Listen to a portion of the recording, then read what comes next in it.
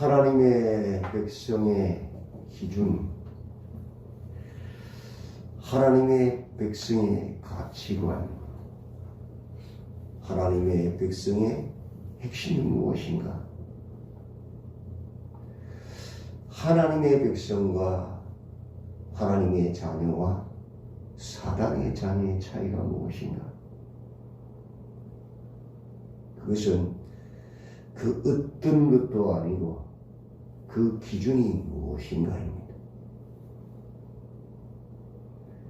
내 생각, 내 느낌, 내 감정, 내 욕심, 세상이 기준인 사람은 거듭나지 못한 사단의 자녀예요.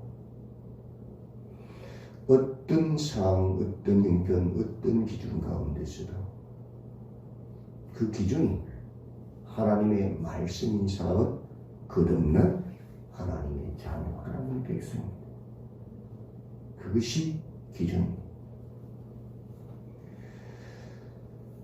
여호수아서에서도 가나안 땅에 들어간 하나님의 자녀들, 하나님 백성의 영적 원리가 무엇인가? 전쟁의 원리가 무엇인가? 첫째가 여호와의 말씀을 따라가는 것이다. 그 기준이에요. 세상의 가치관, 내 느낌, 내 감정, 내 욕심이 아닌, 그죠? 여호와의 말씀을 따라가는 것이 우리의 전쟁이라 그랬잖아요. 두 번째, 여호와의 말씀보다 앞서가지 않는 것이다. 내 생각이나 내 경험이나 내 지식이나 내 욕심, 말씀보다 앞서가면 요단강에 빠져 죽는 거지. 세 번째, 그 길, 하나님의 말씀을 따라가는, 하나님의 말씀과 동행하는 그 길에서 결과가 죽는 것이 아니고 거룩을 지켜내는 것이다. 그죠?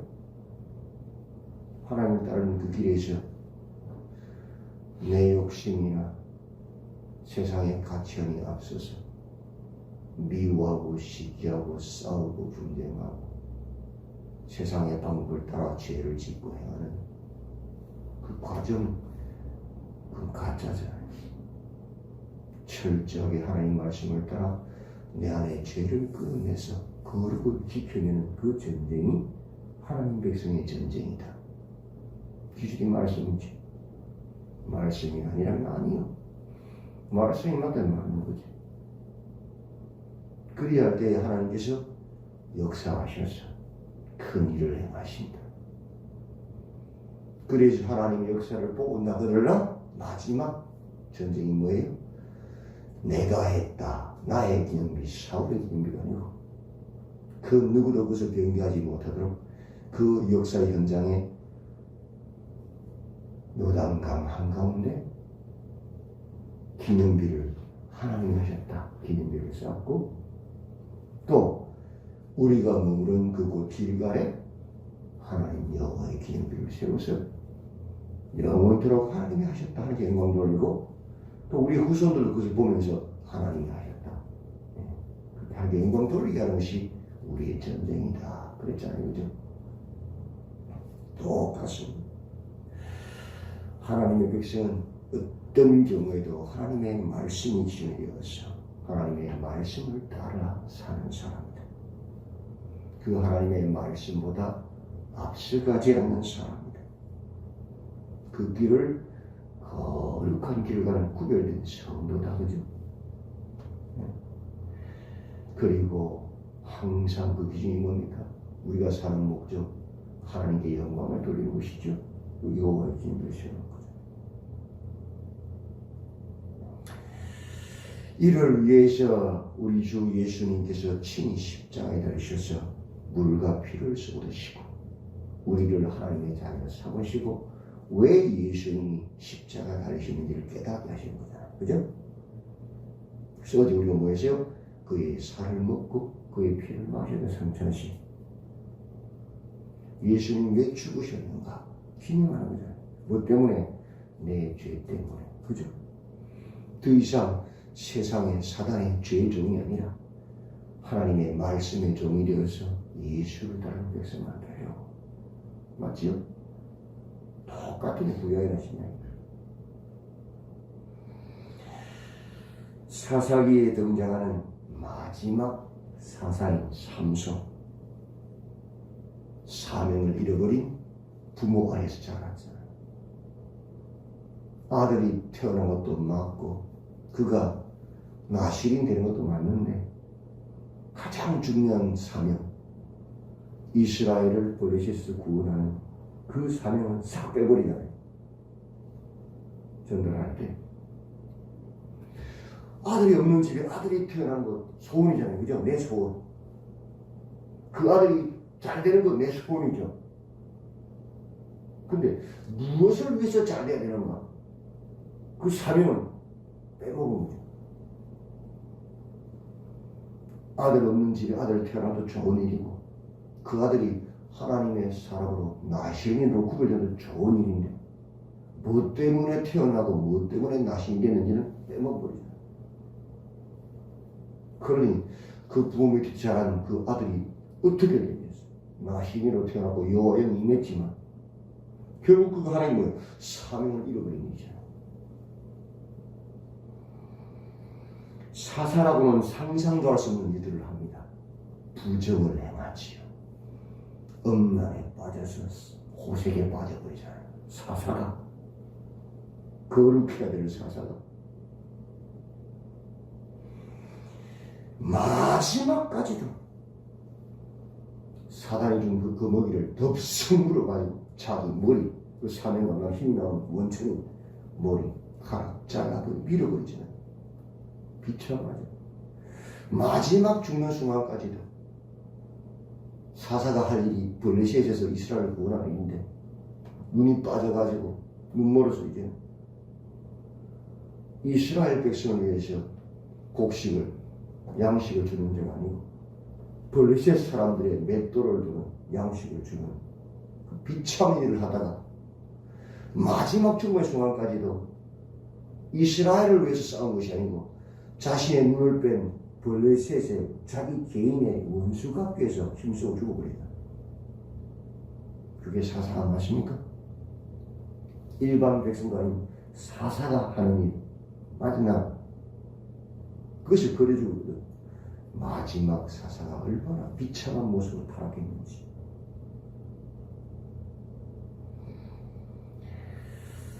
비참이죠. 얼마나 사사가 그 정도면 백성들은 얼마나 타락했겠어요. 블레셋의 하나님께서 그들을 넘겨서 40년 동안 고통하게 하지만 이제는 아프면 아 하고 비명 질러야 되는 거죠. 아파도 아 하고 비명도 못 지르는, 아프다 소리도 못하는, 하나님께 부르짖지 못하는 모습으로 끝이 나잖아요. 40년을 블레셋에게 고통하게 하면도 하나님께 부르짖을 시간도 못하고 하나님의 백성으로 빛이 되고 소금이 되어서 많은 열방을 구원해야 될 그 백성들이 오히려 40년 동안 블레셋의 압자에서 그 노동하고 종이 되는 것을 당연한 것으로 생각해요. 하나님 내리신 저주로 깨닫지도 못하는 거죠. 영적 문명이지. 교회도 마찬가지고 성도도 마찬가지. 죄로 인하여 하나님께서 회개하라고 고통을 주시면 무릎 꿇고 하나님께 부르짖어야 되는데 이건 내 팔자가 생각하고 당연한 거라 생각하고 세상엔 종이 되는 게 당연한 거 생각하고 그냥 그렇게 살아가는 거야. 부르짖을 생각, 기도할 생각도 못하는 거야. 그래서 세월이 흘러갈수록 주님 모습에 가까울수록 기도하는 무리가 줄잖아요. 계속 줄죠. 예배하는 무리도 줄고 성경을 읽는 무리도 줄고 계속 줄잖아요. 8년 전에 제가 부임했을 때 저희 시차례에 교회가 18개였어요.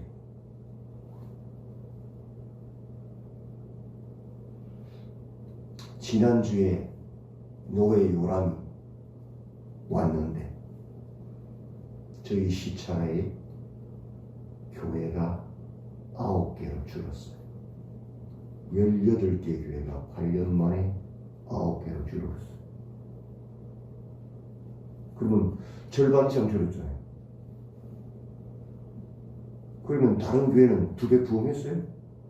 아니, 전부 다 줄었어요. 최소한 30% 이상 줄었어요. 그럼 다 어디 갔어요, 그 사람들? 거의 70%가 되는 성도들 다 어디 갔어요? 말세란 거예요, 지금. 비참한 시대에 지금.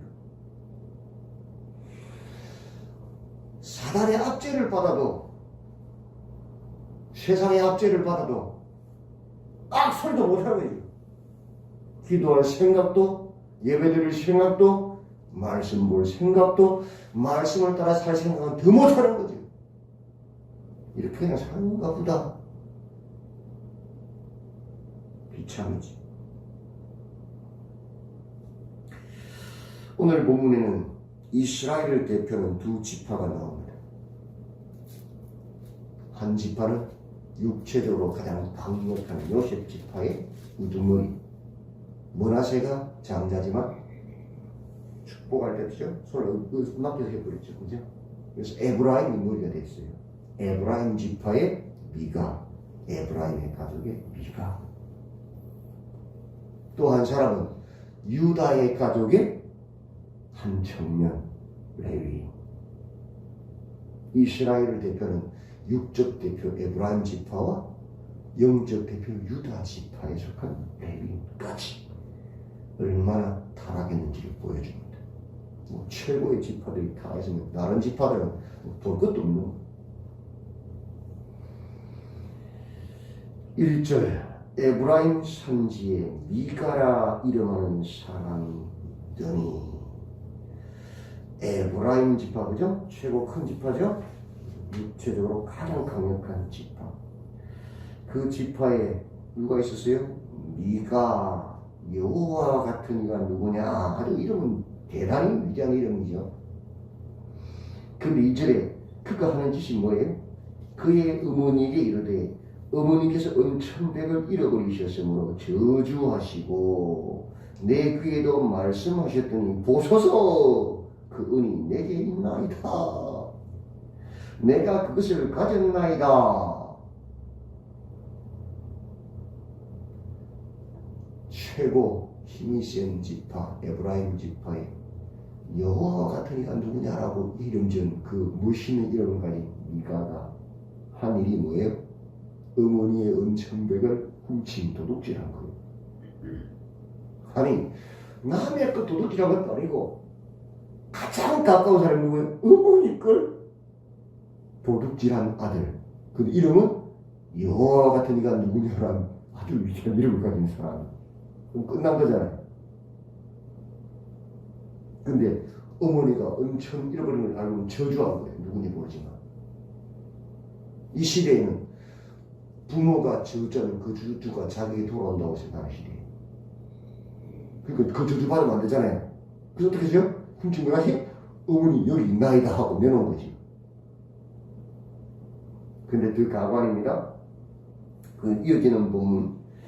그의 어머니가 이르되 내 아들이 여호와께 뭐라고요? 복받기를 원하노라.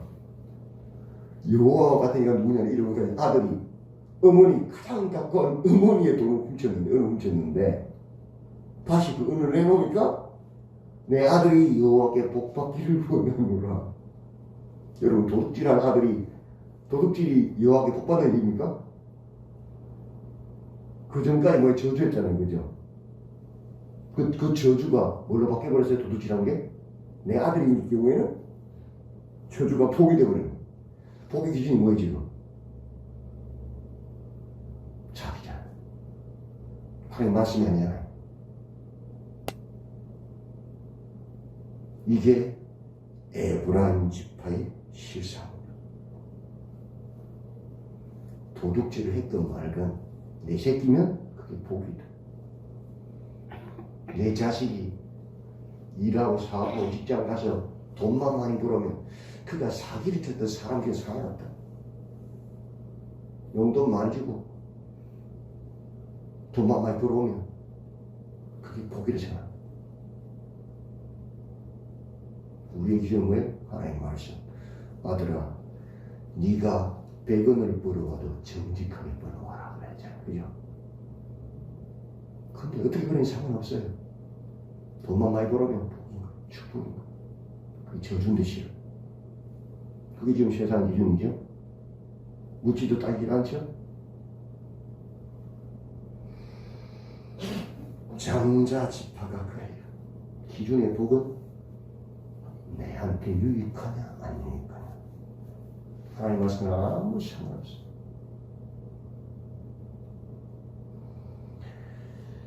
삼절에 미가가 은 1,100을 그의 어머니에게 도로 주니 그의 어머니가 이르되 내가 내 아들을 위하여 한 신상을 새기며 한 신상을 부어 만들기 위해 내 손에서 이 은을 여호와께 거룩히 드리노라.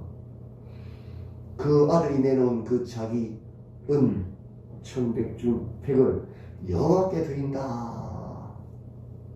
근데 여호와께 드리는 걸 만들어요? 신상을 만들어. 제1계명을 어기고 있는 거예요. 기준이 뭐예요? 하나님 말씀이 아니고 자기가 하느냐, 자기 유익. 아니 여호와의 말씀 10계명이 제1계명이 우상 숭배하지 말라는데, 만들지 말라는 건데 여호와께 드리는 우상을 만들어지요. 제 소견에 오른 대로요. 제 소견에 오른 대로. 교회 와서 무당한 다니시 하고 싶어요, 안 했어요? 기도가 뭔지를 배워놓고도 기도의 내용은 참 우상숭배. 말씀은 아무 상관없는 거예요. 내 욕심과 같이 가요. 그게 법이. 직분이 뭔지를 말했는데도 성경이 말한 직분은 아무 상관없어요. 내가 높아지고 그것이 내가 복받는 비결이면 끝인 거야. 거룩은 아무 상관없는 거야.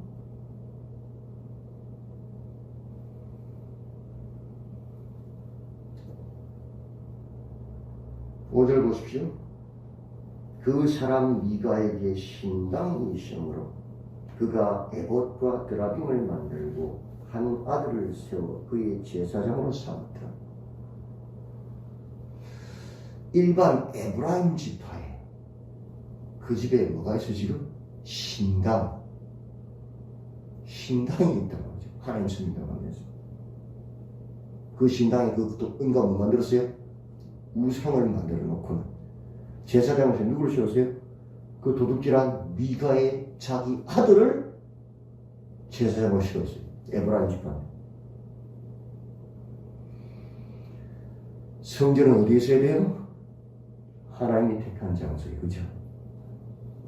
제사장은 누가예요? 아론의 후손들이에요. 근데 지금 누가 하고 있어요? 도둑질한 미가가 지 아들 중 하나를 제사장으로 세워놨어요. 여호와께 은 1,100인데 드린다 했는데 200만 끄집어내가지고 우상 만들었어. 자기 아들 제사장 삼고 신당에서 굿하고 있는 거예요. 지금 예배는 하나님께 예배된다는 명목하에 굿하고 있는 거지. 하나라도 성경과 하나님 말씀 일치하고 있어요? 전부 다 엉터리죠. 기준이 뭐예요? 자기 자신.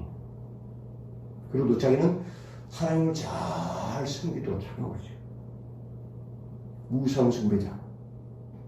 나는 여호와를 섬기는 하나님의 백성이다. 그것도 에브라임 지파, 우두머리 지파라고 생각합니다.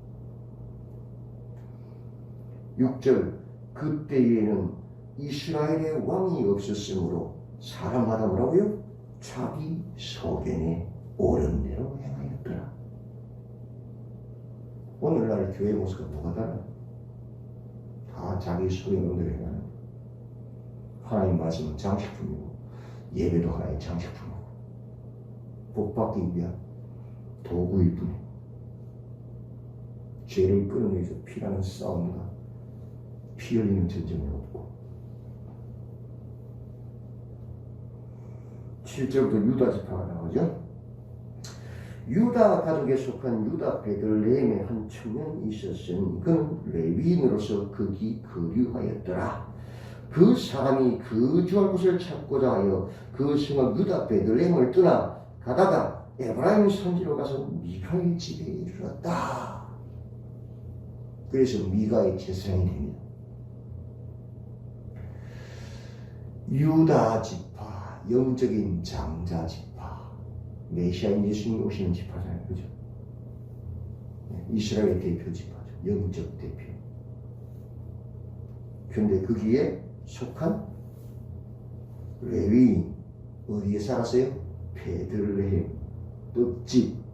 사람이 떡으로만 살 것이 아니고 하나님께서 하는 모든 말씀으로 산다 그랬는데 그 영적 대표 지파인 유다 지파의 레위인이 베들레헴 떡집을 떠나버렸어요. 왜 떠났을까요? 이스라엘 백성들 중에 영적 대표적인 지파인 유다 지파조차도 레위인에 쓸 것을 11조를 공급하지 않았다. 내지 않았다. 그게 성전을 유지할 수 없고 레위인들이 생활비가 없잖아요. 먹고 살아야 되니까, 굶어 죽을 수 없으니까 그 유다 지파에서 간 베들레헴 떡집을 떠난 거죠. 그럼 유다 지파에 떡이 있어요. 이제 하나님 말씀 나눌 수 있으면 레위인이 없잖아요. 문 닫은 거지, 성전이. 근데 가다 보니까 어디에? 유다 지파 경계를 지나서 에브라임 지파에 가서 미가 집에 딱 갔더니 미가가 야, 내 너한테 월급 줄게. 우리 집에 산당에 신당에 제사장 되라. 10절 미가가 그에게 이르되 내가 나와 함께 거주하며 나를 위하여 아버지와 제사장이 되라. 내가 해마다 은열과 의복 한벌과 먹을 것을 주리라 하므로 그 레위인이 들어갔더라. 그 레위인이 그 사람과 함께 거주하기를 뭐라고요? 만족하게 생각했다. 먹고 살 수 있으니까.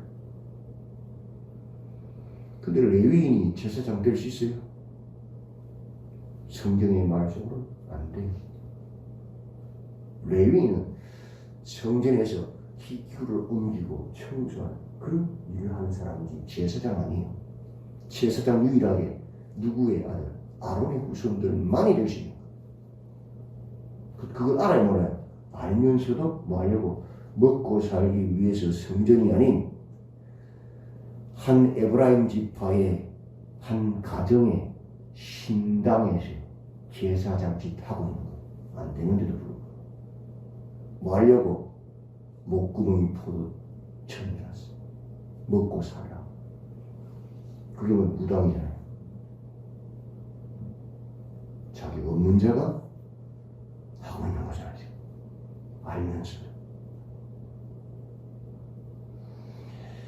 유다 지파의 레위인조차도 하나도 지금 성경 말씀을 따르고 있지 않아요. 그죠? 지금 이 17장에서 그 누구도 하나님의 말씀을 따라 한 가지로도 지금 다 뭐예요? 제 소견에 오른 대로 다 해가지고 에브라임 지파도 유다 지파도 여호와 같은 분이 누구냐? 미가도 레위인조차도.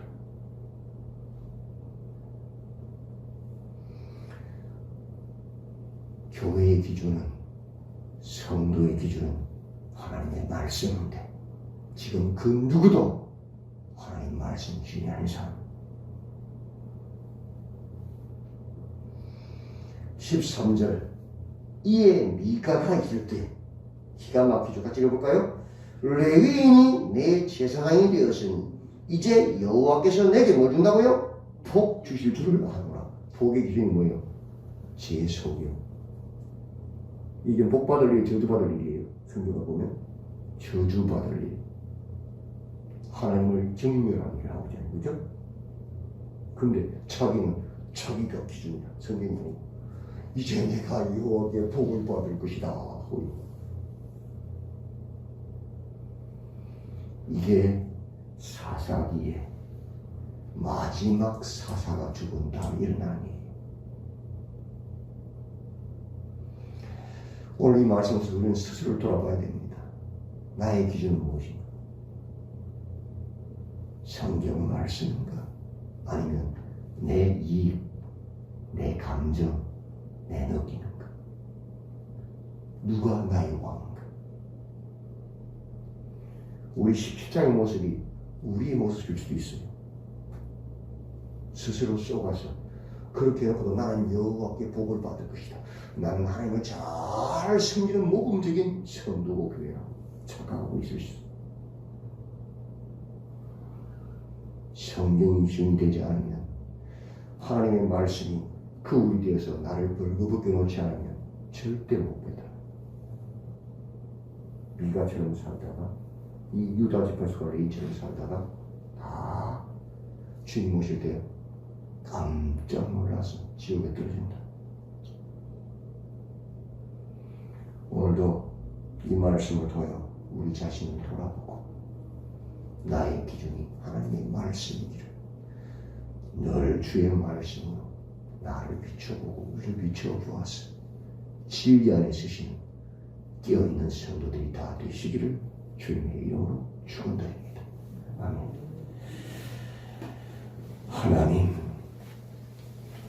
성경과 나 아무 상관없는 종교의식을 행하고 그것이 하나님을 섬기고 하나님께 복받을 일을 한 것이라고 착각한 많은 무리들이 넘쳐나는 시대가 되었습니다. 사사기 17장에 미가와 유다에 속한 이 레위인, 그 모습이 나의 모습은 아닌지, 우리의 모습은 아닌지, 또 한국 교회의 모습은 아닌지를 돌아보게 하시고, 우리의 기준이 그 어떤 것도 아닌 하나님의 말씀이 되도록 말씀과 함께 말씀을 따라가고 말씀보다 앞서지 아니하고 말씀으로 우리의 삶을 거룩하게 하고 말씀을 따라 여호와께만 영광을 돌려드리는 우리 모두가 되도록 붙잡아 주시옵소서. 예수님의 이름으로 기도드리옵나이다. 아멘.